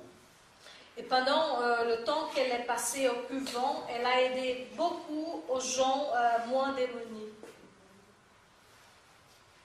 Muito bem. Agora, a igreja não satisfeita com acabar com a reencarnação, ela tinha ainda uma dúvida. Très bien. L'Église, elle n'était pas satisfaite d'arrêter avec l'idée de la réincarnation, elle avait un doute. Mesmo após as decisões desses concílios ecumênicos, a filosofia reencarnacionista ainda era aceita em geral, pois faz mais senso a lógica à causa do sofrimento humano. E dava mais esperança para as pessoas, pois através das reparações em vidas sucessivas, o espírito vai se purificando. Com a reencarnação, não existe inferno. Même avec ces décisions des conciles, la philosophie réincarnationniste était plus acceptée par le peuple en général, car elle faisait plus de sens et logique sur la cause de la souffrance humaine, en même temps qui donnait plus d'espoir, car à travers les réparations, au travers des diverses vies, l'esprit se purifie peu à peu. Et avec la réincarnation, il n'existe pas d'enfer ou de punitions éternelles. Deus, esse pai e essa mãe maravilhosa, não pune ninguém para sempre. Dieu, ce Père, cette Mère merveilleuse, ne punit jamais personne. Nós outros não punimos os nossos filhos para sempre. Nous-mêmes, on ne punit pas nos enfants pour toujours. Imagine Deus, que é muito melhor que a gente. Imaginons Dieu, qui c'est encore très puissant vis-à-vis de nous. O povo se perguntava, se existe somente uma única vida, Deus seria muito injusto por premiar uns e não os outros, pois é impossível ser bom o suficiente para ir ao céu ou mal bastante para se ir ao inferno. Como responder a esse questionamento? Le peuple se disait, s'il existait seulement une vie, Dieu serait très injuste de récompenser les uns et pas les autres, car il est impossible d'être bon assez pour aller au ciel, ou mauvais assez pour aller à l'enfer. Mais alors, comment répondre à ce questionnement? A Igreja Católica resolveu o problema com a criação de um local intermediário entre o céu e a terra chamado purgatório. Alors l'Église catholique a résolu ce problème entre ciel et terre.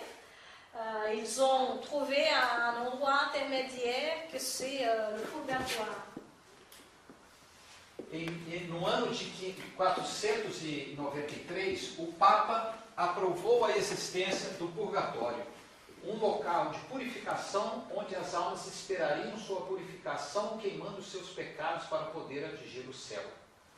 En 593, le pape Grégoire I a approuvé l'existence du purgatoire. Donc c'est un lieu de purification où les âmes se purifient. Elles font tous ces péchés se brûlent pour qu'elles atteignent le ciel. De tão controvertido, esse lugar chamado purgatório somente foi completamente aceito por toda a igreja no ano de 563, no Concílio de Trento, quase 1000 anos depois. Alors, presque 1000 ans après, il était si difficile d'accepter que ce lieu appelé purgatoire, il a été accepté presque 1000 ans après. Donc, dans le Concile de Trento. Infelizmente, a invenção do purgatório deu origem à prática da venda das indulgências, que era uma taxa cobrada pela igreja para que as almas passassem menos tempo no purgatório. Mais alors, malheureusement, avec l'invention du purgatoire, on pouvait payer nos indulgences. Donc, ce sont des taxes qu'on donne à l'Église pour que notre âme elle va jusqu'au purgatoire. Quem pagava mais, menos tempo ficava lá no purgatório e ia mais rapidinho que o céu. Alors celui qui payait plus, il restait moins de temps là-bas et plus vite il allait au ciel. É importante dizer que as igrejas reformadas de Lutero, os evangélicos, não aceitam o purgatório. Il est très important de considérer que les églises réformées par Martin Luther, ils n'acceptent pas l'idée du purgatoire. A Igreja Católica, através desses concílios ao longo dos séculos, ameaçando com a heresia e a fogueira quem disseminasse os conceitos ensinados por Jesus a respeito das vidas sucessivas, conseguiu impor à força um silêncio, uma negativa acerca do tema. L'Église catholique, à travers ses conciles, au long des siècles, avec la menace d'hérésie et du feu à quiconque disséminait les concepts enseignés par Jésus concernant les vies successives, a réussi à imposer à la force le silence et le refus du sujet. É uma pena, pois os ensinamentos de Jesus teriam sido muito mais fáceis de serem entendidos. O Sermão da Montanha, que é o maior canto de esperança jamais igualado, somente é compreensível se utilizarmos a reencarnação como chave de seu entendimento. C'est dommage, car les enseignements de Jésus auraient été plus faciles à comprendre. Le sermon de la montagne, le plus grand chant d'espoir, jamais égalé, ne peut être compréhensible que si on utilise la réincarnation comme clé pour son accord. Aí está o Sermão da Montanha. Ici, nous avons le sermon de la montagne. Bem-aventurados os aflitos, porque serão consolados. Heureux les affligés, car ils seront consolés. Quando? Como? Comment? Bem-aventurados os pobres, né? Isso. Porque herdarão a terra. Quando? Como? Mansos, né? Os mansos. Heureux les débonnés, car ils hériteront la terre. Bem-aventurados aqueles que sofrem por problemas de justiça, porque eles serão justiçados. Heureux ceux qui ont faim et soif de la justice, car ils seront rassasiés. Como? Só através da reencarnação que se explica isso. Seulement à travers la réincarnation qu'on sait expliquer.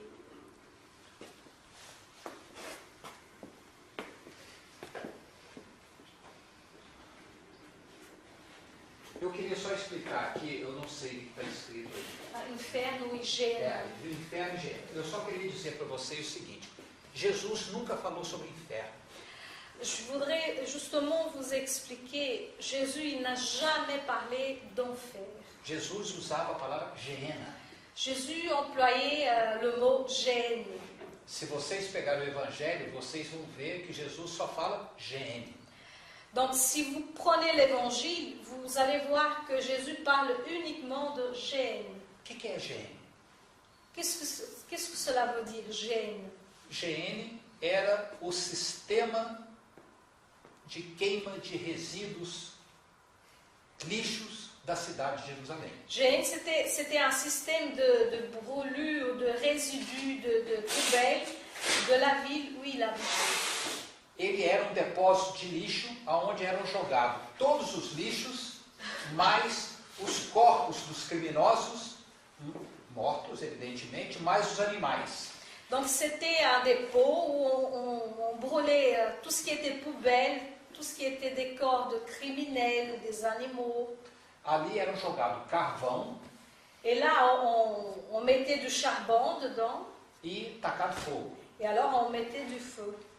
Então existia um fogo permanente na Gehenna. Et alors il y avait toujours du feu, c'était un feu permanent. Porque sempre existia gente morrendo e lixo sendo feito. Parce qu'il existait toujours des poubelles, des gens qui meurent, des animaux qui meurent. Então a Gehenna era um fogaréu permanente na cidade de Jerusalém, bem longe. Alors à Jérusalem, cette gêne-là, c'était un lieu du feu permanent. Então Jesus falava Gehenna. Alors Jésus, il dizendo, ó, vocês vão para Gehenna.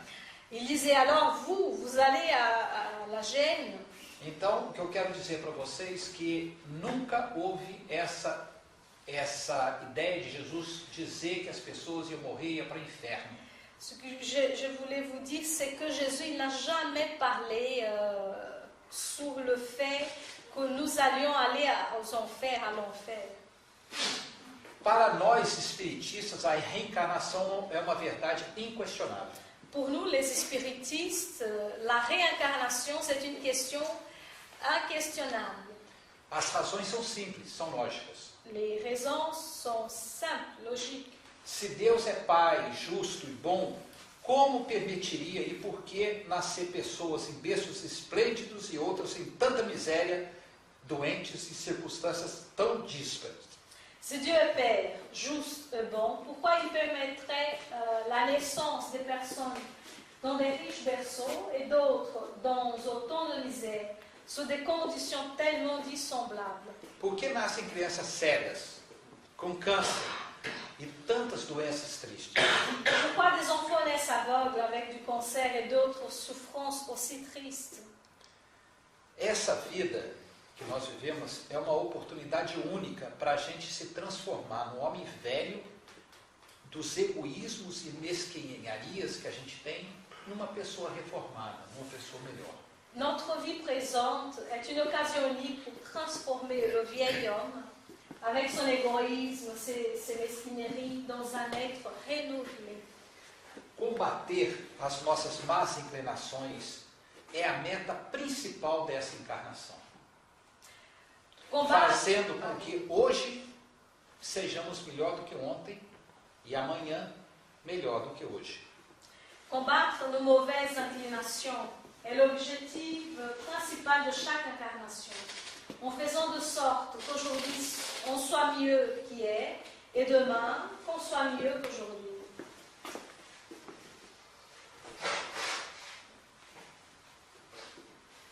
Chico Xavier, que é uma pessoa, principalmente nós brasileiros conhecemos bastante, fez uma frase maravilhosa. Chico Xavier, que entre nous les Brésiliens, nous le connaissons beaucoup, il a fait une phrase très intéressante. O Chico Xavier disse essa frase que está aqui. Chico Xavier, il dit cette phrase qui est ici. Ninguém pode voltar atrás e fazer um novo começo. Porém, qualquer um pode começar agora e ter um novo fim. Personne ne peut retourner en arrière et faire un nouveau commencement. Néanmoins, n'importe qui peut commencer maintenant et faire une nouvelle fin.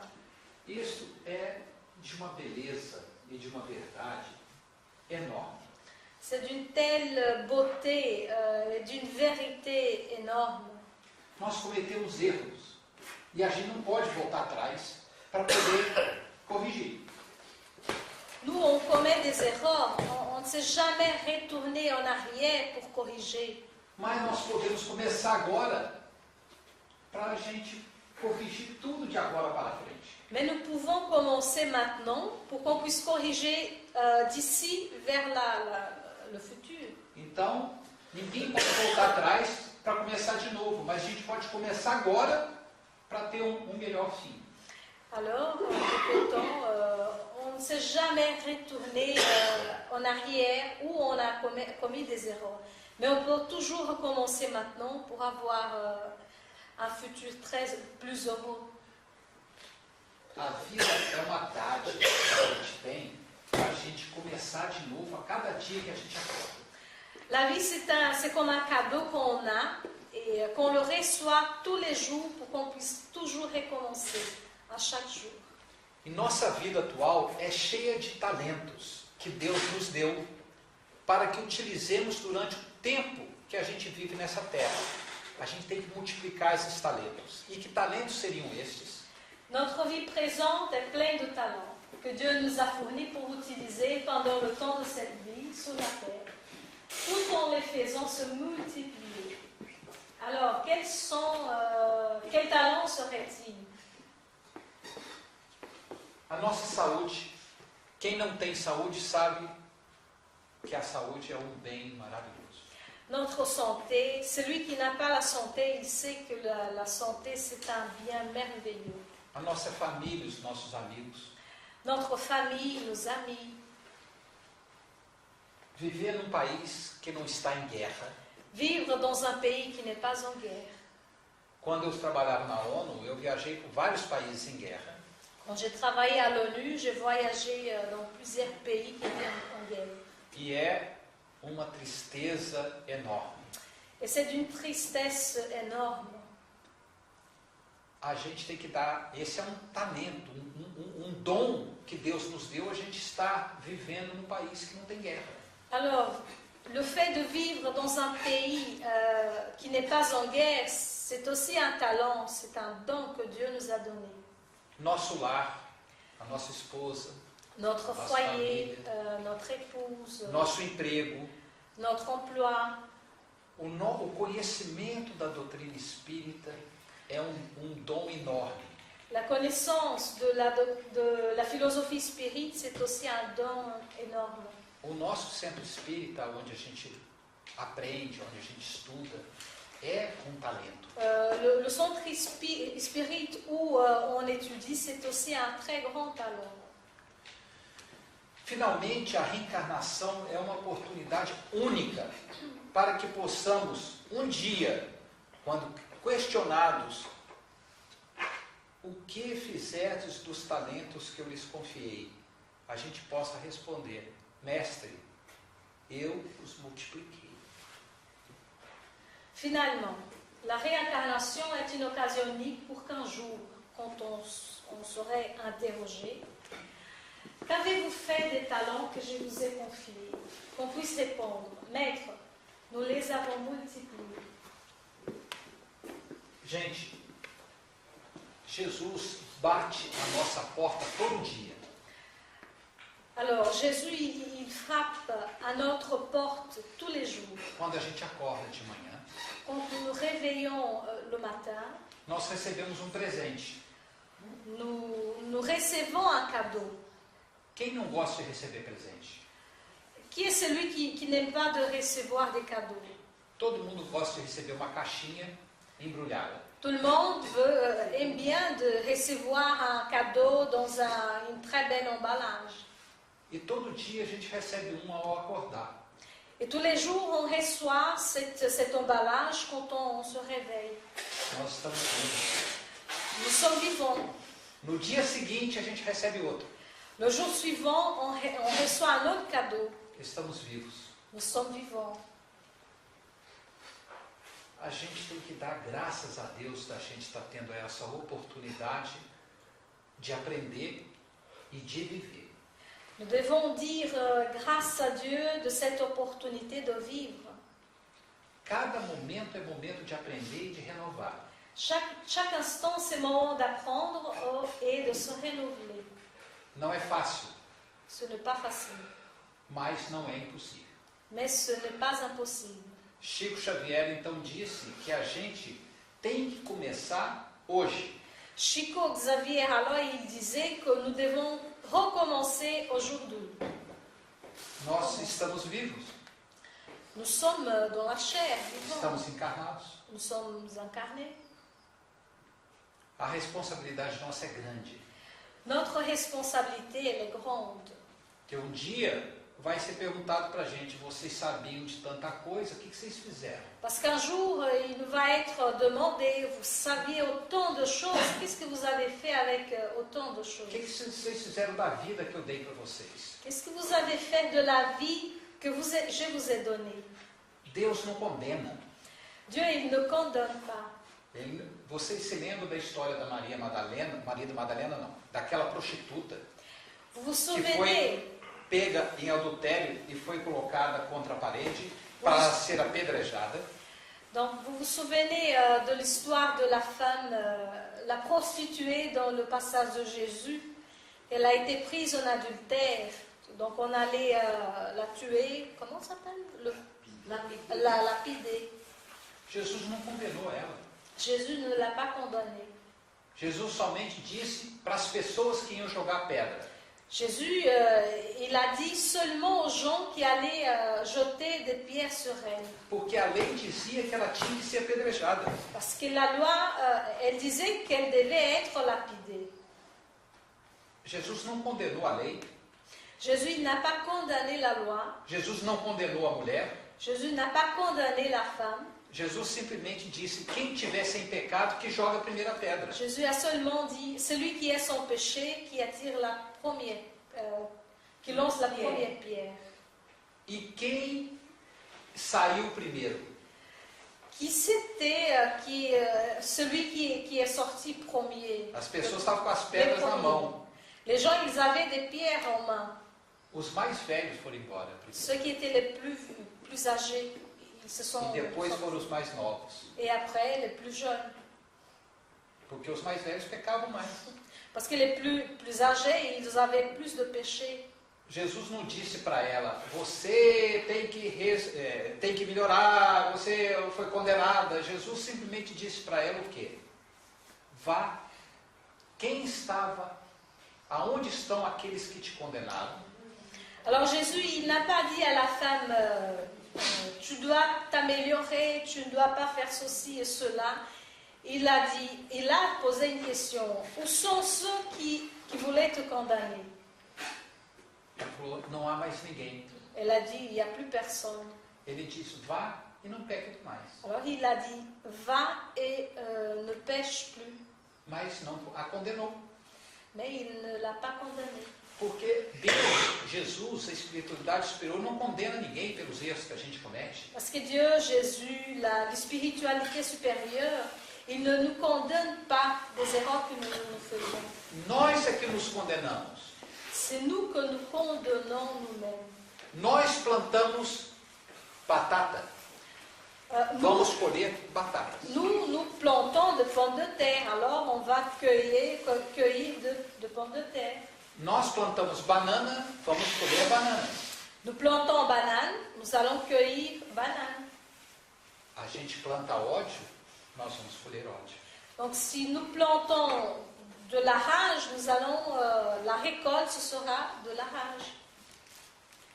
Nós temos plantando amor, compreensão, resignação, a gente recebe isso de volta. Si nous plantons l'amour, résignation, compréhension, on va récolter pardon, on va récolter tout cela. A gente pega de volta. Nous prenons toujours, reprenons toujours. Sempre. Toujours. Pode levar uma vida ou duas ou três. Cela peut Mas a gente prendre vai receber de volta. une vie, 2 vies, 3 vies, mais qu'on va les recevoir, c'est sûr et certain. A gente tem que plantar sempre. Donc, nous devons planter toujours. A responsabilidade nossa é de plantar e fazer a nossa parte. Notre responsabilité, c'est de planter et faire notre part. Não esperamos a resposta dos outros. N'attendons pas la réponse des autres. Façamos a nossa parte. Nous devons faire notre part. É por isso que a gente está aqui. Et c'est pour cela qu'on est ici. Que Deus nos abençoe a cada um de nós. Que Dieu bénisse à chacun de nous.